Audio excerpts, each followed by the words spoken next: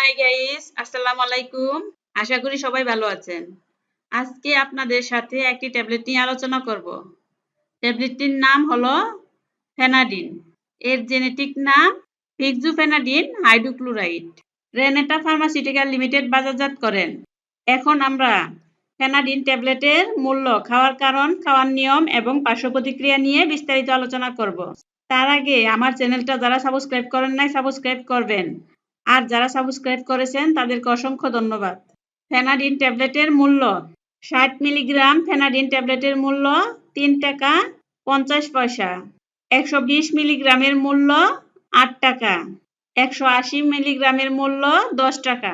খাওয়ার কারণ, Fenadin tablet সেবন করা হয় যে সমস্যা হলে, তা হলো অ্যালার্জি জনিত হাঁচি, কাশি, ঠান্ডা, সর্দি, এই সমস্যাগুলো হলে ফেনাডিন ট্যাবলেট সেবন করতে পারবেন। অ্যালার্জি জনিত শরীরে চুলকানি হলে সেবন করতে পারবেন।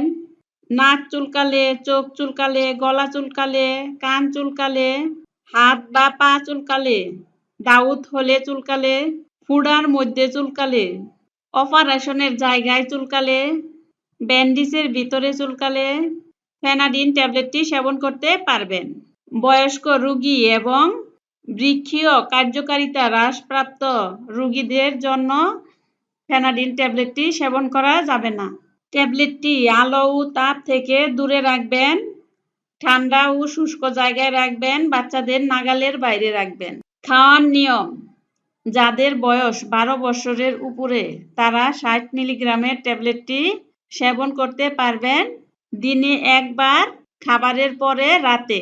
প্রাপ্তবয়স্কদের ক্ষেত্রে 120 মিলিগ্রামের ট্যাবলেটটি সেবন করতে পারবেন, একটি করে ট্যাবলেট খাবারের পরে রাতে।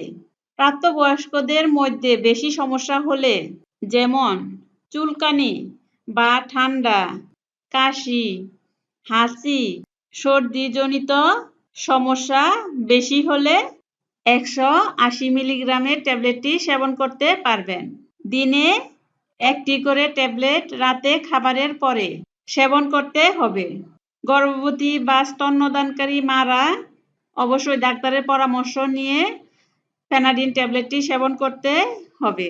পার্শ্ব প্রতিক্রিয়া, ফেনাডিন ট্যাবলেটটি সেবন করলে যে সমস্যা হতে পারে তা হলো মাথা ব্যথা, ক্লান্তিবোধ, ঘুম ঘুম ভাব, বমি বমি ভাব, মুখ শুকিয়ে যাওয়া, এ ধরনের সমস্যাগুলো হতে পারে।